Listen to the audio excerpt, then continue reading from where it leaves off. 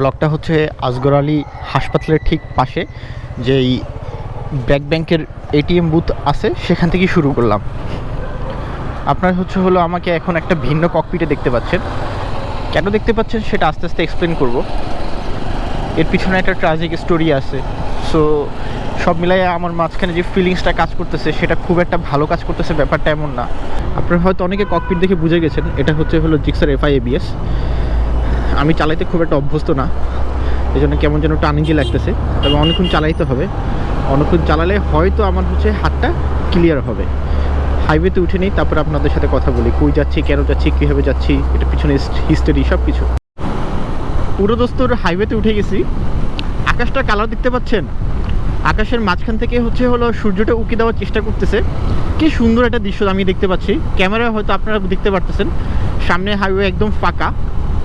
সময় হলো এখন 6:35 মতো বাজে আর কি, আশেপাশে 6:35। হাইওয়েতে গাড়ি ঘোড়া একদমই কম। এখন প্রশ্ন করতে পারেন আমি কোন হাইওয়েতে আসি। এটা এখন আসি বর্তমানে ঢাকা সিলেট হাইওয়ে। প্রথমে নরসিংদী, তারপর ভৈরব হয়ে হলো সিলেট চলে যাব। জানি না কতক্ষণ লাগবে, তবে চেষ্টা করবো যত দ্রুত পারা যায়। হালকা হালকা ঠান্ডা লাগতেছে। আরেকটা জিনিস আপনাদের সাথে শেয়ার করি, আকাশের যে অবস্থা আমার মনের অবস্থা ঠিক তার বিপরীত। আকাশে যেমন মিষ্টি মধুর শান্তশিষ্ট একটা ভাব দেখা যাচ্ছে, কিন্তু আমার মনটা অতটা ভালো না। কারণ আসসালামু আলাইকুম সবাইকে, আশা রাখি সবাই ভালো আছেন, সুস্থ আছেন। সবাইকে নতুন দিনের একটা নতুন ব্লগে স্বাগতম। অলরেডি আপনারা ব্লগটা এনজয় করতেছেন। এনজয় করতে গিয়ে আপনারা হয়তো এটাও খেয়াল করছেন ভিডিওটার লেন্থ অনেক বড়। ভিডিওটার 3টা পার্ট আছে। কয়টা পার্ট বললাম? 3টা পার্ট। তো আপনারা এখন বর্তমানে প্রথম পার্ট এনজয় করতেছেন। প্রথম পার্টের নাম হলো আমি যাচ্ছি সিলেটে রাস্তা কাঁপিয়ে বেড়াইতে। খুবই ফানি নাম, বাট একটু ক্যাচি লাগছে এই জন্য দিয়ে দিলাম। আর হলো পাশাপাশি এই তিনটে পার্টকে আমি ভাগ করার জন্য 3টে টাইম স্ট্যাম্প দিয়ে রাখছি। সুবিধা অনুযায়ী যেই টাইম স্ট্যাম্প বা ভিডিও যেই অংশ দেখতে ইচ্ছা করে আপনার সেই টাইম স্ট্যাম্পে ক্লিক করবেন আর সেই পার্ট দেখতে পাবেন ইনশাআল্লাহ। চালাইতে বেশ প্যারাই লাগতেছে, কেননা যে পরিমাণ হলো গাড়ি ঘোড়া রাস্তায়,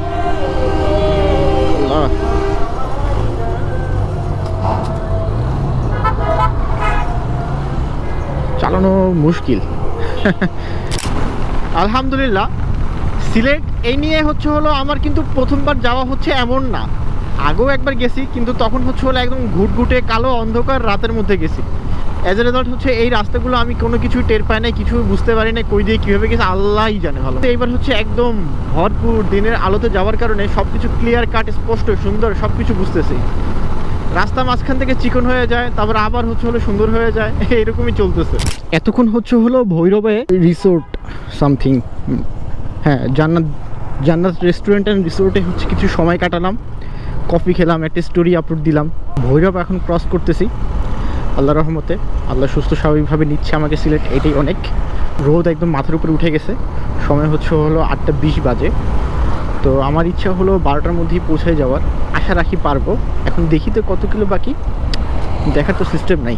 মোস্ট প্রবলি হলো 100-150 কিলোর আশেপাশে হয়তো বাকি আছে। তো এখনও হলো আমাকে প্রায় 3 ঘন্টা রাস্তা যেতে হবে। তো 3 ঘন্টা গেলেও প্রায় ওই 12টার মতোই বেজে যাবে, 12টা, 12:30। আমার টার্গেটও ওইরকমই, গিয়ে যাতে হলো সিলেটে আমি জুমাটা ধরতে পারি। জুমার জামারটা যদি পড়তে পারি সেটাই এনাফ আমার জন্য। কিন্তু রাস্তার মধ্যে এত ঝামেলা ভাই রে ভাই, এই টুকিটাকে এইটা সেইটা। আমার যত হাইওয়েতে চালানো হইলো বাইক, তার মধ্যে ওয়ার্স্ট আমি যদি রেট করি তাহলে সিলেটেরটা। আগেরবার যখন গেছিলাম তখন এত প্যারা লাগে নাই, না তখনও প্যারা লাগছে।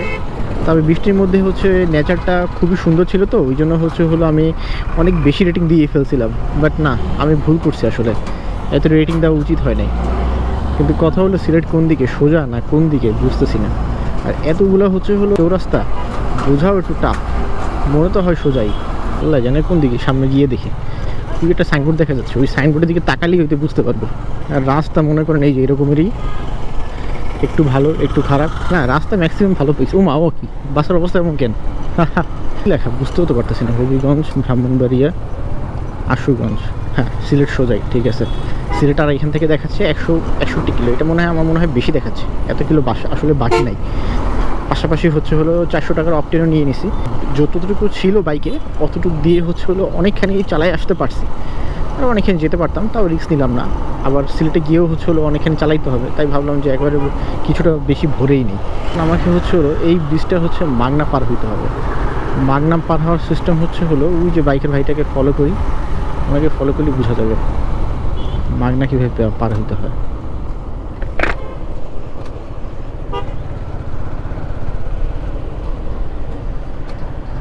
এই সাইড দিয়ে গেলেই তো মনে হয় মাগনা যায়। হ্যাঁ, এটা শুনছিলাম ভাঙছে।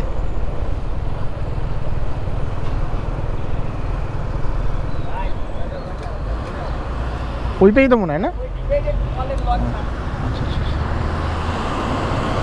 ভুল করেছি, ভুল করেছি।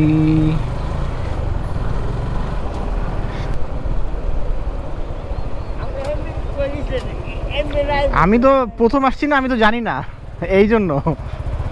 যাক আলহামদুলিল্লাহ, ভৈরব সেতু ক্রস করতেছি। শ্রীমঙ্গল গিয়েছিলাম, তাও তো সিলেট বিভাগের মধ্যেই। এই যে রেল সেতু পাশে, এই রেল সেতু দিয়েই গিয়েছিলাম। তখন হচ্ছে হলো এই যে ভৈরব সেতুটা আমার চোখে পড়ছিল। কি সুন্দর, অনেকগুলো জাহাজ দেখা যাচ্ছে, মাঝখানে একটা চর, ছোট ছোট বাড়ি, আর ব্রিজটা খুব বেশি একটা চওড়া না, সুন্দর। বাংলাদেশ আসলে এমনই, বাংলাদেশে কোনো কাজ আসলে খুব দ্রুত হয়েছে এটা খুবই কম নজির আছে।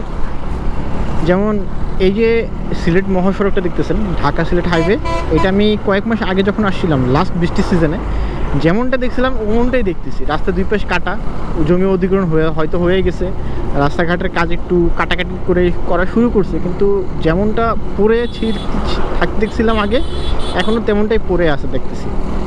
কি কাজ করে আমি জানি না, কতটুকু অগ্রগতি হয়েছে কে জানে, বুঝি না। এই রাস্তাটা তো সবার আগে প্রয়োজন ভাই, এটা তো আমাদের বরিশালের এক্সপ্রেসওয়ের থেকেও বেশি জরুরি, কারণ প্রচুর ট্রাক রে ভাই, এত ট্রাক। এক্সপ্রেসওয়ে না হলে এই রাস্তা কীভাবে চলে ভাই? বাস, ট্রাক, এক রাস্তায় চলা সম্ভব না, ওয়ান ওয়ে লাগবে, না হলে এক্সপ্রেসওয়ে লাগবে, দুইটার একটা ভাই। কিছুই নাই এই সিলেটের হাইওয়েতে, এটা তো মহা মুশকিল একটা অবস্থা। এরকম যোগাযোগ ব্যবস্থা হলে তো হতাশ হয়ে যাচ্ছে। লাস্টবার এসে প্রশংসা করছিলাম, কিন্তু এবার আসলে হতাশ হয়ে যাচ্ছি। চালাইতে ঠিক খুব একটা অসুবিধা হচ্ছে ব্যাপারটা এমন না, বাট তাও বারবার যে আমার ব্রেক করা লাগতেছে, স্পিড কমানো লাগতেছে, বারবার হচ্ছে হলো গিয়ার আপ ডাউন করা লাগতেছে, এগুলো তো একটা প্রবলেম, তাই না? একটা রাইডিং যে কমফোর্ট, সেই কমফোর্টটা আসলে নষ্ট হয়ে যায়। আর যতটুকু মনে পড়ে সামনে এমন রাস্তাও আছে, একটু খানাখন্দওয়ালা রাস্তাও আছে, পিছনে একটা 4B আছে, বেশি অ্যাগ্রেসিভলি চালাচ্ছে। আমি বুঝি না, এই যে 4B পাশার নিচে থাকলে মনে অ্যাগ্রেসিভ চালাইতে ইচ্ছা করে। এটা আসলে আমার নিজেরও এক্সপিরিয়েন্স। আমার যখন 4B ছিল আমারও মনে হতো যে পাশার নিচে একটা 4B আছে, আমি একটু টানাটানি করি। তেমন কিছু না, ধুলার স্বর্গরাজ্যে প্রবেশ করলাম। কি অবস্থা রে ভাই, টু মাচ ডিসঅ্যাপয়েন্টেড। হতাশার কথা আর কি বলবো, হতাশার কথা বাদ দিই। তবে একটু এক্সাইটেডও তবে একটু এক্সাইটেডও লাগতেছে। অনেকদিন পর আবার সিলেট যাচ্ছি, একটা ভিন্ন সিজনে যাচ্ছি। এখন কিন্তু গ্রীষ্মকাল মোটামুটি চলতেছে, মানে গরমকালে একদম গরম ওয়েদার।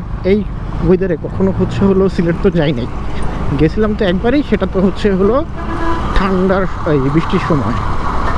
সিলেট কোন দিকে ভাই? সিলেট কোন দিকে? এদিকে এদিকে না, কোনো সাইনবোর্ড নাই। বাকিগুলোতে সাইনবোর্ড ছিল, এই একটা মোড়ে সাইনবোর্ড নাই। সামনে কি কোনো সাইনবোর্ড আছে? আল্লাহ জানে, ভুল না গেলেই হয়েছে। মোড়ে তো একটা সাইনবোর্ড দরকার, তাই না? মোড়ে সাইনবোর্ড দেয় নাই, এইখানে এসে সাইনবোর্ড দিচ্ছে, লাভ কি? এরকম দুইটা পাইলাম, যে গোল চত্বরের পরে সাইনবোর্ড। এই জায়গাটা আমার বেশ চেনা লাগতেছে। এটা হচ্ছে হলো আমি যখন MSI ব্লগের ভিডিও দেখতাম, তখন এই জায়গাটা দেখছি কয়েকবার তার ভিডিও ব্লগে, কারণ সে বারবার হচ্ছে শ্রীমঙ্গল যাইতো, আর তো শ্রীমঙ্গলের ব্লগ দেখতাম, তখন হচ্ছে এই জায়গাটা দেখতে দেখতে বুঝতে পেরে গেছে। আগেরবার যখন আসছিলাম তখন এই রাস্তার দুই পাশে সব কিছু পানিতে তলানো ছিল, আর এখন হচ্ছে হলো মানুষজন চাষবাস করতেছে। সেরা মানে এক এক সিজনে এক এক রকম চেহারা, সিজন চেঞ্জ, চেহারা চেঞ্জ। এটা তো অন্যরকম একটা ব্যাপার, তাই না? প্রকৃতি বারবার রূপ বদলায়, যদিও মানুষের থেকে বেশি রূপ বদলায়। টুকটাক বৃষ্টি হচ্ছিল, আবহাওয়াটা কেমন একটু গ্লুমি ভাব আছে। আর আপনাদের সাথে আমি শেয়ার করতে যাচ্ছি একটা ট্র্যাজিক স্টোরি। ওয়েদারের ভাইবের সাথে আমি যে টপিকে আপনাদের সাথে আলোচনা করব পুরোপুরি ভাইব মিলেই গেছে আর কি। এখন আপনাদেরকে ঘটনাটা বর্ণনা করি। আমার শালা ফাহিম মোনায়েম যেদিন মারা যায় সেদিন হলো ফেব্রুয়ারির 11 তারিখ। ঢাকা ভার্সিটিতে পড়াশোনা করে। ও ওই দিনকার ওর পরীক্ষা ছিল। ও পরীক্ষা শেষ করে হলো বাসার দিকে ব্যাক করতেছিল। ও বাসার কাছাকাছি প্রায় চলেও আসছিল। আসলে আল্লাহ ওর হায়াত ওই পর্যন্তই রাখবে বলে বিবেচনায় নিয়েছেন। যদিও ওর বাইকের স্পিড মাত্র ধরেন 30-40-30-35 আশেপাশে বা তার থেকেও কম হতে পারে। খুবই ট্র্যাজিকভাবে ওর অ্যাক্সিডেন্টটা হয়। ওর বুকের উপর থেকে একটা বাস, ছোট মিনি বাস চাপা দিয়ে চলে যায়। আর ওর মাথায় হেলমেট পরা ছিল। ওর কোনো প্রকার ওর মাথায় কোনো আঘাত লাগে নাই, তাও আল্লাহ ওকে মৃত্যু দিল। আগেও একবার অ্যাক্সিডেন্ট করছিল কিন্তু কিছুই হয় না। তো এইবারও ভাবছি যে ওইরকমই নর্মাল কোনো একটা অ্যাক্সিডেন্ট হয়েছে, কিছু হয় না তেমন। বাট এইভাবে যে চলে যাবে আমাদেরকে ছেড়ে, এটা আসলে মেনে নেওয়ার মতো না। এই রাস্তায় ট্রাকের জন্য একটা আলাদা লেন করা উচিত। এখন ট্রাকের জন্য আলাদা একটা লেন দিয়ে দেওয়া উচিত। পুরো ট্রাকে ভাই, ট্রাকের পর ট্রাক। ও মাথাটা লাগতেছে নষ্ট হয়। আশ্চর্য হচ্ছে, আমার স্পষ্ট মনে আছে এই জমিটা পুরাটা পানি দিয়ে ডুবা ছিল। এই পাশটাও ভাই কি অবস্থা ভাই, মানে এইভাবে পাল্টি নাই প্রকৃতি, মানে অস্বাভাবিক একটা ব্যাপার স্যাপার লাগতেছে আমার কাছে। বাহ, সুন্দর একটা দৃশ্য। গাড়ির সাথে মনে হয় ফিলিস্তিনের পতাকা লাগাইছে। সেই লোকটাকে স্যালুট। অনেকক্ষণ পর হাইওয়ে পুলিশ দেখলাম আটকাইছে একটা ট্রাককে, বাইকও আটকাইছে। এই জন্যই বলি কিরে, মাঝে রাস্তায় এরকম আস্তে স্লোলি যাচ্ছে কেন?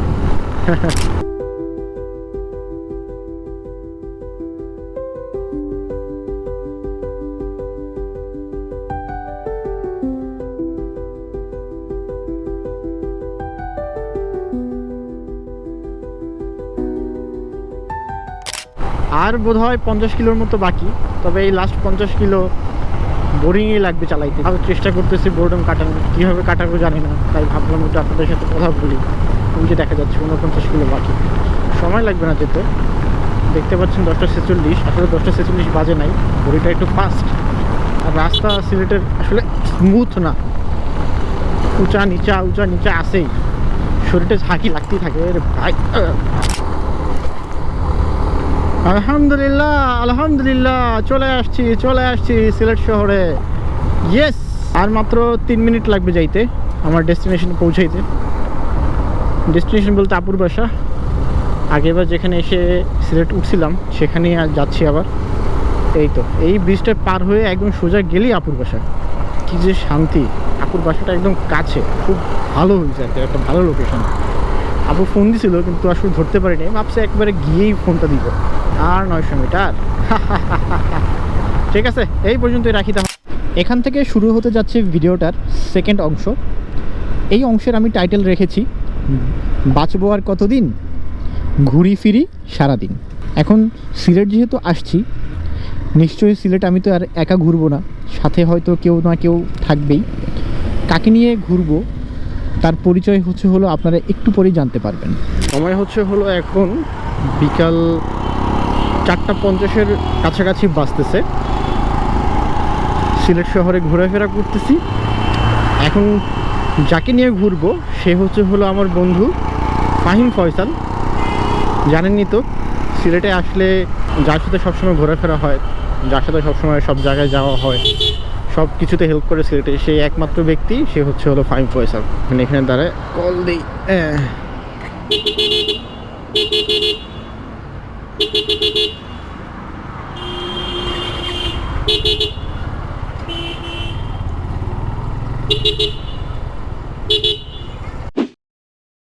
কি রে বেটা, কানে শুনোস না?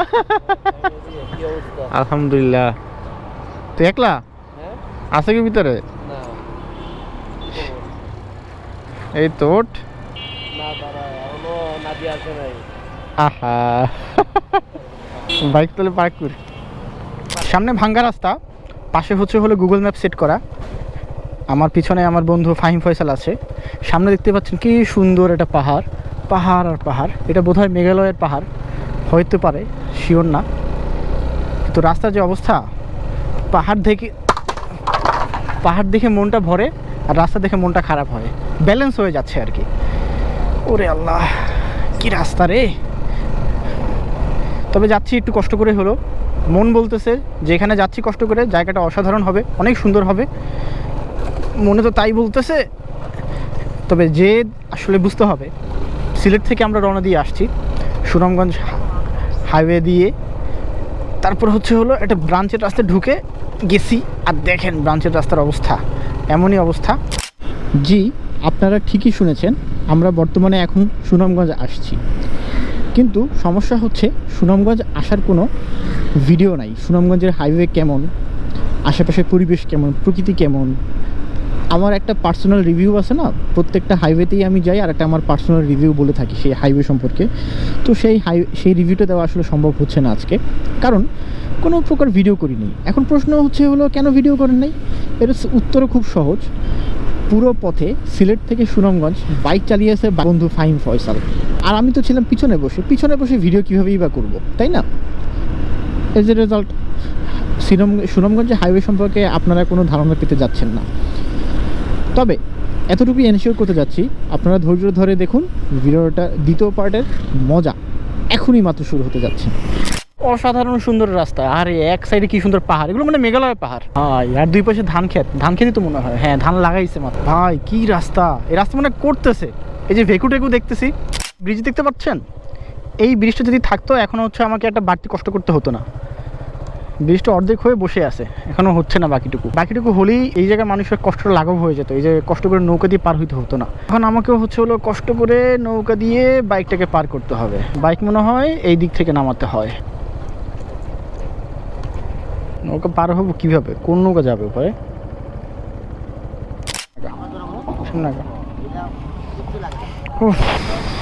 খুবই অ্যাডভেঞ্চার করে হচ্ছে হলো আমরা নৌকাতে গাড়ি উঠাইলাম, মানে বাইক উঠাইলাম। এখন আমরা হচ্ছে হলো নদীটা পার হব। ছোট্ট একটা নদীটার নাম ঠিক কি একটু গুগল ম্যাপসে দেখি। নদীটার নাম হচ্ছে হলো রক্তি নদী। এই একটুখানি চালু দিচ্ছে আর নদী পার হয়ে যাচ্ছে, বেশি সময় লাগতেছে না নদী পার হইতে।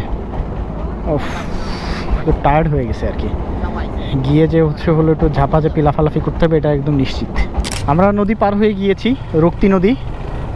একটা জিনিস খেয়াল করলাম, বর্ডার এরিয়াতে হওয়াতে কোনো সার্জেন্ট নাই, অ্যাজ এ রেজাল্ট হচ্ছে হলো কোনো প্রকারের পুলিশ নাই, কিছু নাই, বাইকের কোনো রেজিস্ট্রেশন করাও নাই, একটা বাইকেরও রেজিস্ট্রেশন করা নাই। সবাই সাধারণত ভাড়া বাইকে ঘুরতে আসে, এইভাবে নিজস্ব বাইক নিয়ে আসে কয়জন আসলে আমি জানি না। আর সাধারণত বারেকটিলা, নীলাদ্রি লেক বা এইসব এরিয়া মানুষজন ঘুরে হচ্ছে হলো টাঙ্গুয়ার হাউসবোটের মাধ্যমে। আমরাই ঘুরতেছি নিজের বাইক নিয়ে। পাশে একটা ব্রিজ দেখতে পারতেছি, একটা অথর্ব ব্রিজ, কোনো কাজের না, অনেক দিন ধরে নাকি পড়ে আছে, কিন্তু ব্রিজটা বানাচ্ছে না। এলাকার মানুষজনদের শুধু হ্যাসেল দিচ্ছে ভাই। কিন্তু সামনে যে ভিউটা হচ্ছে কড়া ভিউ। এখন হচ্ছে বারেকটিলা যাব, কিন্তু রাস্তা কোনটা আসলে? মানুষজন নাইমে গেল কেন রাস্তা দিয়ে? আমার ধারণা বারেকটিলাতে মানুষ হচ্ছে হলো এই রাস্তা ধরে খুব কমই গেছে, তাও আবার বাইক নিয়ে। মানুষজন সাধারণত হাউসবোটে যায়, এই রাস্তা দিয়ে কেন যাবে আসলে, এটা একটা প্রশ্ন। তবে রাস্তা মোটামুটি ভালো দেখাচ্ছে, কিন্তু ঘুরে নামা লাগে ভাই, নকশা বাট ভিউ ভাই সেরা। এভাবে ঘুরে নেমে, ও বাবা ক্যাকটাস, জীবনে চোখে দেখছো? আমি এই জীবনে ফার্স্ট টাইম একদম প্রাকৃতিকভাবে জীবনে প্রথম দেখলাম। Wow, cactus. এই জায়গার বাপ মায়ের পোলাপানের মারতে সুবিধা, খালি দৌড়ে পাক্কা মারে এটার মধ্যে। মানুষ এই রাস্তা দিয়ে গেছে, এই জন্যই গুগল ম্যাপে শো করতেছে, বুঝছস? মানুষজন এই রাস্তা দিয়ে গেছে, বুঝছস? নাহলে গুগল ম্যাপসে কখন এই রাস্তা শো করার কথাই না ভাই। এদিক টাকা ও ভাই, এখন ওইদিক টাকা ভাই সেরা। এটা কি শিমুল বাগান নাকি? এটাই শিমুল বাগান নাকি? এইটাই শিমুল বাগান ভাই। সেই সুন্দর, এমনি সুন্দর। ভিতরে ঢুকতে হবে, টাকা দাম, টিকিটের দাম কিন্তু মেলা, 100 টাকা না দেন 150 টাকা। হ্যাঁ না, ঢুকমু। আমার হাতের ডান পাশে হচ্ছে আপনারা দেখতে পাচ্ছেন, এটা হচ্ছে শিমুল বাগান। ওই যে হচ্ছে টিকিট কাটার কাউন্টার মনে হয় ওইটা। তো যাবো কেমন ওদিকে? শিমুল বাগানে গেট খুঁজতেছি আমরা, বোধ হয় এইদিকে। ঢোকার গেট কই ভাই? এটাই এখানে ঢোকা যাবে? ও ভাই কি সুন্দর একটা জায়গা, একটা ঘোরা যাচ্ছে, আমাদের অফার করছিল কিন্তু আমরা জানি আগে থেকে এটা একটা স্ক্যাম। এতটুকু জায়গা ঘোরা দিয়ে ঘোরার কিছু নাই আসলে। ইয়েস, এই যে শিমুলতলা, একটু ধরে দেখি। ওয়াও, সুন্দর, সুন্দর সুন্দর সুন্দর। কিন্তু ভাবতেছি যে লাল লাল শিমুলতলাগুলো যখন থাকতো তখন যে কী পরিমাণ বিউটিফুল লাগতো জায়গাটা। এখন অফ সিজন হওয়ায় কোনো মানুষ নাই, কিচ্ছু নাই, এই জন্য দেখতে একরকম ভালো লাগতেছে। সে হচ্ছে হলো মেঘালয়ের ভিউ ভাই সেরা। আমরা এখানে হচ্ছে খুবই কম টাইম স্পেন্ড করব, এখান থেকে দ্রুত বের হয়ে যাবো আমরা ইনশাল্লাহ।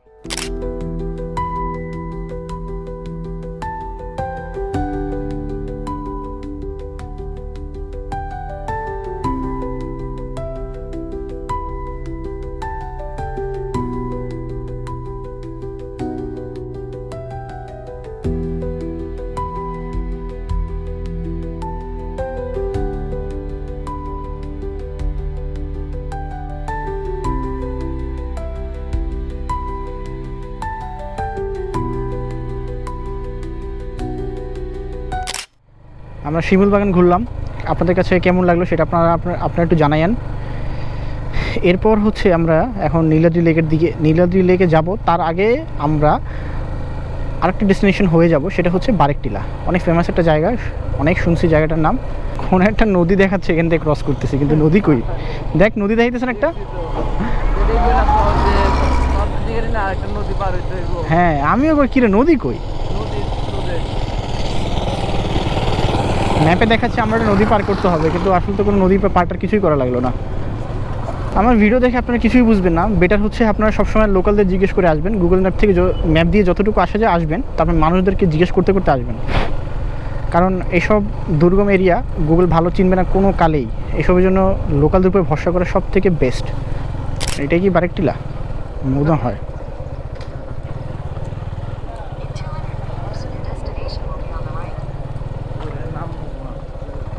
ও এই তো ঠিক আছে।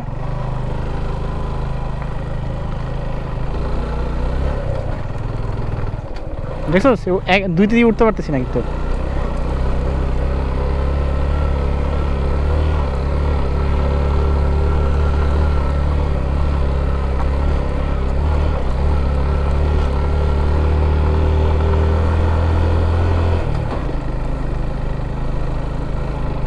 এইটাই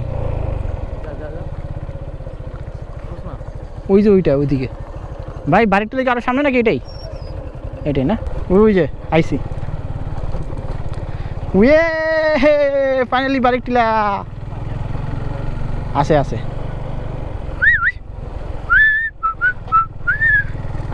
উয়ে সেরা সেরা সেরা। ও ম্যান কি ভিউ!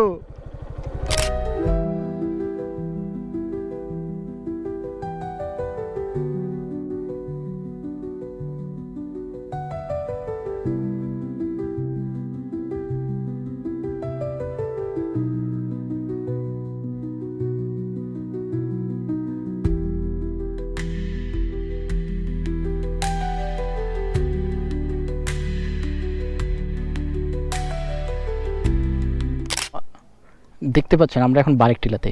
কি সুন্দর একটা জায়গা ভাই রে ভাই, অনেক সুন্দর। তবে বৃষ্টির সময় আরও ম্যাজেস্টিক লাগবে, সামনে সব কিছু একদম পুরোটা ভরা থাকবে, কি সুন্দর লাগবে। ওই যে লাইট দেখতে পাচ্ছি ওইটা মনে হয় বর্ডার।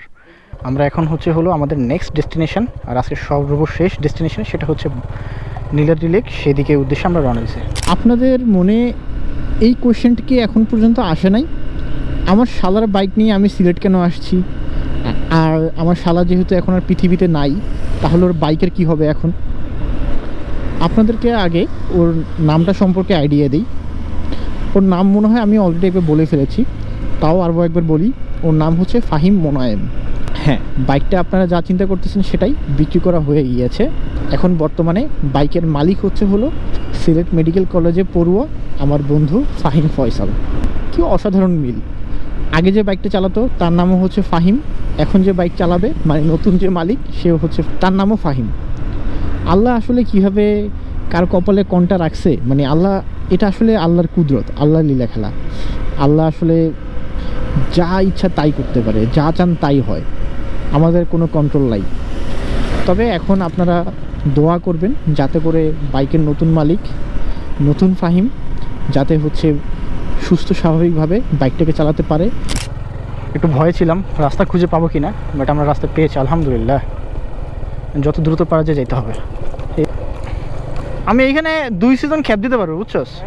আমি এই এরিয়াতে চাইলে 2 সিজন খ্যাপ মারতে পারবো এই রাস্তায়, পারবো, শিখে গেছি।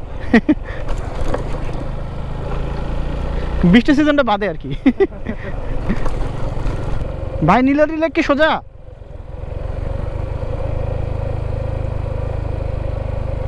ও মাই গড,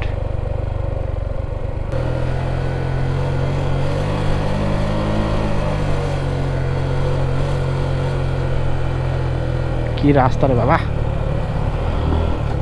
কি খারাপ ছিল ভাই। নিচ্ছি নিচ্ছি ভাই, কি সুন্দর ভিউ, সূর্য ডুবে যাচ্ছে। Wow wow wow, just wow, fantastic view man. Worth it, কষ্ট করে আসছি, ওর্থ ইট। কিন্তু ব্রিজের উপরে এত বাজে অবস্থা কে? দেখাচ্ছে গুগল ম্যাপসে এখনো 5.3 কিলো। এখানে অনেক মনে খ্রিস্ট ধর্মাবলম্বী লোকজন আছে, অনেকগুলো চার্চ দেখলাম, এই একটা দেখলাম, ওই পিছনে একটা চার্চ দেখছিলাম। অনেকখানি রাস্তা আমরা ভালো পেয়েছি, তবে এরকম বাজে রাস্তাও পাচ্ছি আমরা, তো বেশি না, অল্প একটু পানি জমে আছে। হয়তো গতকালকে বৃষ্টি হয়েছে এই জন্য হয়তো এরকম অবস্থা। একদম পাহাড়টা একদম কাছে, একদম কাছে। আর মাত্র হলো 2.9 কিলো বাকি, 7 মিনিট দেখাচ্ছে। আসলে আল্লাহ আপনার কপালে কি লিখে রাখছেন, কি রিজিক রাখছেন, এগুলো আসলে আল্লাহ ছাড়া কেউ বলতে পারেন। আমি জীবনে কল্পনাও করি নাই যে এই দিকটাতে আসব, আর এই দিকটাতে যে আসবো পুরোটাই ছিল আনপ্ল্যান্ড। মানে এই দিকে আসার কোনো চিন্তাভাবনাও করি নাই। ভাবতেছিলাম কালকে থেকে যে শ্রীমঙ্গলের বাইকে বিল যাবো বা শ্রীমঙ্গলে একটু ঘুরে আসবো, কিন্তু মনে হচ্ছিল যে শ্রীমঙ্গল তো কয়েকবারই গিয়েছি, আবার সুনামগঞ্জ আসবো কি না এটা নিয়েও ভাবতেছিলাম। কারণ সুনামগঞ্জে আসতে যাচ্ছিলাম না একটাই কারণ, সুনামগঞ্জে তো মানুষজন টাঙ্গুয়ার হাওরে হাউস বোট দিয়ে ঘোরে, তো তখন হাউস বোট নিয়ে এসে ঘুরবো আর কি ভাবতেছিলাম। কিন্তু পরবর্তী চিন্তা করলাম যে না, স্পটগুলো একবার দেখেই যাই, ঘুরেই যাই, তারপর না হয় হাউস বোট দিয়ে আবার আসলাম, সমস্যা তো নাই আরেকবার আসতে।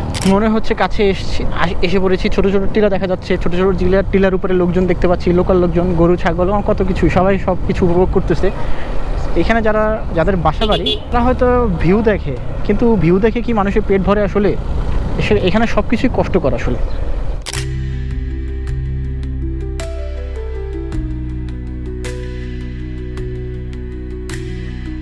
আমরা এখন হলো একদম ভারতের সীমান্ত বরাবর ছিলাম, নীলাদ্রি লেক, সেখানে আমি একটু গোসল করলাম, আপনারা হয়তো দেখছেন।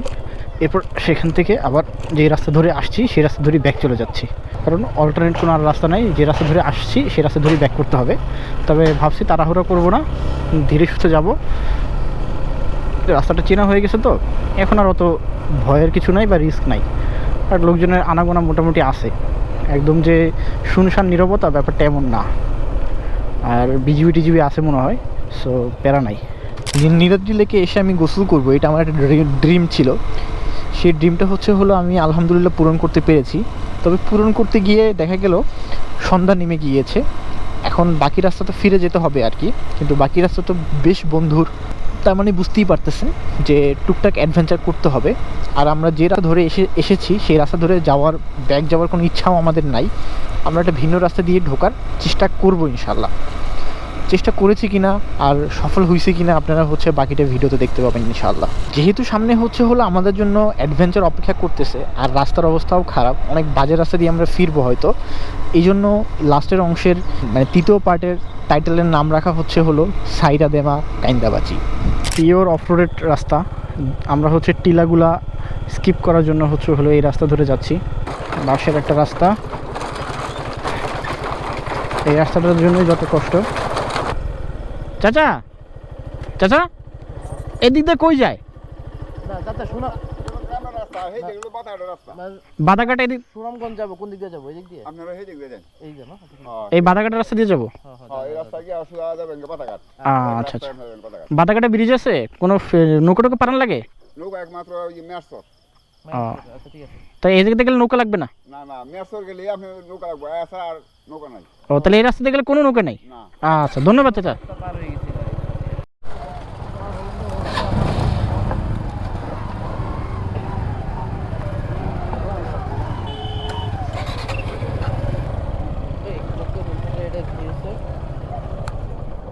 লকটা খুলে গেছে। আমরা আরেকটু পরে হচ্ছে হাইওয়েতে উঠে যাব। আজকে দুইবার হচ্ছে নৌকা পার হইলাম। যা বুঝলাম যে এরিয়াতে আমরা গিয়েছি সেই এরিয়াটা পুরোপুরি হচ্ছে হলো মেইন ল্যান্ড থেকে পুরোপুরি ডিসকানেক্টেড। অ্যাজ এ রেজাল্ট হচ্ছে হলো নৌকা দিয়ে পার না হওয়া ছাড়া কোনো অপশন নাই। নৌকার সিস্টেমটা এখানে ফেরির মতো। আমাদের সামনে এক ভাই আছে, উনিও সুনামগঞ্জ যাবে, তো ওনাকে ফলো করতেছি। তবে একটা ব্যাপার সত্যি, আমরা বারেক টিলা পাশাপাশি হচ্ছে হলো আসার পথে নিরজিৎ লেক যাওয়ার পথে আরেকটা টিলা পড়ছিল। দুইটা টিলা আমার আসলে ভয়ই লাগছে। উপরে উঠতে ভয় লাগে না, বাট নিচে নামার সময় বেশ ভয় লাগছে। তো ওই দুটা টিলা আমি স্কিপ করতে পারছি, এই জন্য আলহামদুলিল্লাহ। আর এই নৌকার রুটটা হচ্ছে অনেক বেশি জমজমাটো, এই জন্য হচ্ছে হলো ভালো লাগছে এসে। কোনো ভয় বা কোনো অ্যাংজাইটি বা নার্ভাস কিছুই লাগে না আলহামদুলিল্লাহ। আর একজন হচ্ছে লোক পেয়ে গেছি, লোকটা ভালো, মানে ভাইটা ভালো মানুষ, ওনাকেই ফলো করতেছি। এই চিকন রাস্তাটুকু নাকি হচ্ছে হলো পার করলেই এরপর সুনামগঞ্জ যাওয়া একদম ইজি। ভাই হচ্ছে একাই 4 জনকে নিছে। ভাই রে ভাই, এমনি কি, আমার তো এই 2 জন নিয়ে অবস্থা খারাপ হয়ে গেছে, আমরা 2 জনই। তারপর ওনার থেকে আমার বাইক অনেক ভালো। এরকম পৃথিবীতে কিছু ভালো মানুষ আছে দেখে এখনও হচ্ছে পৃথিবীটা সুন্দর।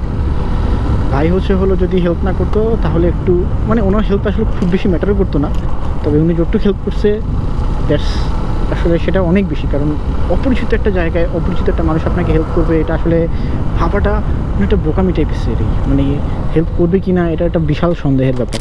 এভাবেই হচ্ছে হলো আমাদের সুনামগঞ্জ ঘোরাঘুরি প্রায় শেষের পথে, মানে শেষ হয়ে গিয়েছে অলরেডি। এখন আমরা ফিরতি পথে আছি। ভয়ানক এক অ্যাডভেঞ্চার করা লাগছে, সেটা আপনারা হয়তো ভিডিওতে কিছুটা হলেও ধারণা পাইছেন। রাতের বেলা হওয়ায় খুব বেশি একটা ভিডিও করার সুযোগ আসলে পাইনি। আসলে ভিডিও করলেও আপনারা কিছু বুঝতেন না, দেখতেও পাইতেন না। ভিডিও তো মোটামুটি এই পর্যন্তই হচ্ছে হলো আমাদের ট্যুর। তারপর তো সিলেট সদরে আমরা একটানে ফিরে এসেছি। মাঝখানেও কিছু ঘটনা আছে, বাট খুব বেশি সিগনিফিক্যান্ট না, তাই আর সেগুলো শেয়ার করলাম না। যাই হোক, সবশেষে সামান্য একটা জিনিস ভিডিওতে অ্যাড করতে চাচ্ছি। সুনামগঞ্জ যখন আসছি, সুনামগঞ্জ থেকে সিলেট যাওয়ার পথে একটা ব্রিজ আছে। ব্রিজের ঢালু ব্রিজ থেকে নামলেই হাতের আপনারা বাম পাশে একটা রেস্টুরেন্ট পাবেন, আল মদিনা মনে হয় নাম। এখানে আমরা হচ্ছে একটু খাবার দাবার খাইলাম, কারণ দুপুরবেলা কিচ্ছু খাওয়া হয় নাই, পেট পুরো ফাঁকা, চোচো করতেছিল। তাই হচ্ছে ভাবলাম দুপুরের খাবারটা সন্ধ্যায় সেরে নিই কোনো রকম কিছু একটা দিয়ে। কিছু একটা নিতে গিয়ে আমরা নিলাম ডাল ভাজি, তারপর নিলাম গরুর মাংস, আমি নিলাম 2টা পরোটা, ফাহিমের 3টা পরোটা, সাথে পানি। খাবার শেষে তো কোক খেলাম। কিন্তু প্রশংসা করতে হয় খাবারগুলো। পরোটাও খুব ভালো ছিল, নরম টরম ছিল, শক্ত ছিল না কোনোভাবেই, ছিটতে কষ্ট হয় না, চাবাইতে কষ্ট হয় নাই। আমার দাঁতে একটু প্রবলেম আছে, তো প্রবলেম নিয়েও আমার চাবাইতে কোনো কষ্ট হয়নি। আর ফাহিম তো নিয়েছিল ডাল ভাজি, ডাল ভাজিটা নাকি খুবই ভালো ছিল। পাশাপাশি ভাই গরুর মাংসটা ছিল অসাধারণ। 4 পিস দিয়েছে 150 টাকার ভিতরে, খেতে যা মজা ছিল। 7 করে দিয়ে রাখছে, তবে সাথে হচ্ছে হলো একটু ঝাল বেশি দেওয়া ছিল, এই জন্য খাইতে মনে করেন টপ নচ লাগছে। ফাহিম বললো সিলেটেও নাকি এত ভালো গরুর মাংস পাওয়া যায় না। তো যেহেতু ও বলছে সিলেটে পাওয়া যায় না তো ভালো গরুর মাংস, তাহলে নিশ্চয়ই ভালো। সিলেটে ঘোরাঘুরি আলহামদুলিল্লাহ সমাপ্ত, আর ঘোরাঘুরি হবে না। আলহামদুলিল্লাহ ভালোই লাগলো। এবারে সিলেটের এক্সপিরিয়েন্স অসাধারণ ছিল। ধন্যবাদ ফাহিম ফয়সালকে, যতবারই আসি প্রত্যেকবারই হচ্ছে হলো আমাকে সাপোর্ট দেয়, কোম্পানি দেয়। আবার কবে আসবো মনে হয় না সিলেট খুব শীঘ্রই আর আসা হবে। আসতেও পারি, বলা যায় না। গতবারও বলেছিলাম যে সিলেট মনে হয় না খুব শীঘ্রই আর আসা লাগবে। তো আল্লাহ আসলে কীভাবে কী রাখছে, কী লিখে রাখছে সে জানি না আসলে। আবার আসতেও পারবো কিনা, আল্লাহ অতদিন হায়াত দিয়ে রাখবে কিনা জানি না আসলে। একটা প্ল্যান আছে সামনে। আজকে যেসব স্পটে ঘুরেছি ওইসব স্পটে আবার হচ্ছে হাউস বোটে কোনো একবার আবার সামনে কোনো একদিন আবার আসবো ইনশাআল্লাহ। তখন হয়তো সিলেট শহরে আর আসা হবে না, ডিরেক্ট সুনামগঞ্জ চলে যাব। সুনামগঞ্জ থেকে হাউস বোট থেকে আবার সুনামগঞ্জ, আবার হয়তো আবার ফিরে চলে আসবো। হয়তো আপনারাও ভালো উপভোগ করেছেন। একটু ব্যতিক্রমধর্মী ছিল, একদম আনপ্ল্যান ছিল, ছিল। তাই ভালো থাকবেন সবাই। আসসালামু আলাইকুম, সবাইকে আল্লাহ হাফিজ।